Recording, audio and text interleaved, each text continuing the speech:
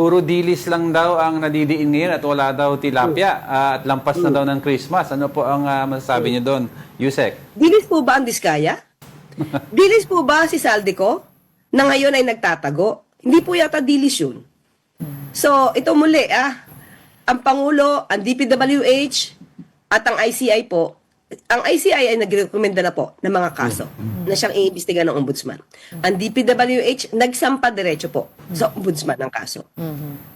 So, ang lahat pong ito po, Angela and Diego. Ang daming naiinip. Tingin ko ito is just a propaganda against the president. 4 na buwan pa lang, ang dami na pong na-issue na warrant of arrest. Marami na po na mga millions worth ng kickbacks na isole. Nakita natin mismo ang pera na naisole. Right. AMLAC nag-freeze ng assets. Ang BIR nagsampa ng mga kaso. Ang dami nagtatago, ang dami nakulong. Maraming hindi naging merry ang Christmas.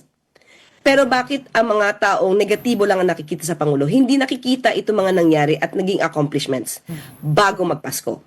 Yun nga po, kaya lang kasi Yusek, there was a promise nga po, December 15 or bago magpasko, may mga makukulong, pero yung mga nakukulong daw po, ayun nga po, tulad ng banggit ni Diego, ay, of course, yes, there's Diskaya, may mga warrant of arrest against Zaldico, pero more on ng mga low-level officials lang daw po, no?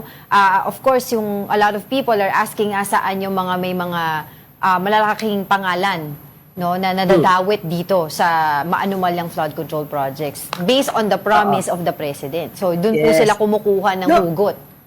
Ang promise ng Pangulo ay sa kanya mga nabanggit na pangalan. Sa report, sana ma-recall nyo. Sa report ng Pangulo, marami siya sa nabanggit na pangalan na magiging hindi merry ang Christmas. Okay? So, ito lahat nagawa naman ng Pangulo sa 4 na buwan.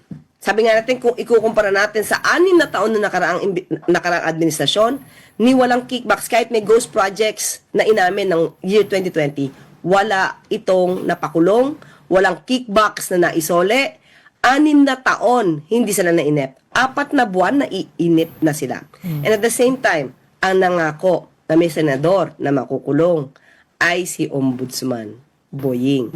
At yan naman po ay kanilang inaasikaso dahil kinokompleto ang ebidensya. Mahirap po kasi magpakulong tapos biglang mawawala dahil kulang ang ebidensya.